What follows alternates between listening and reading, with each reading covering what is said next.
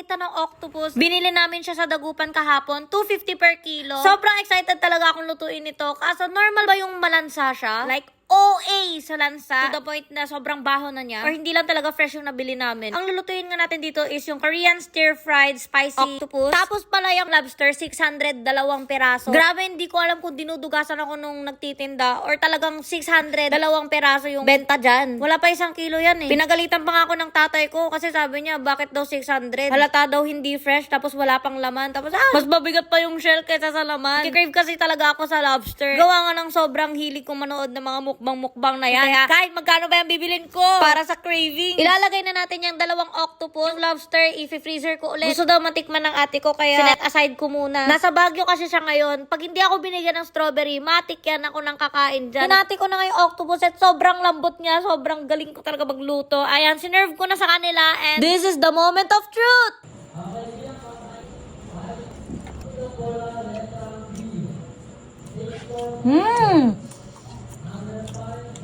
Walang lasa. Siyempre, pinatikim ko rin sa mga kasama ko. Anghang! Walang lasa. Di ba pwede na mag-asawa? Alam ko na kulang.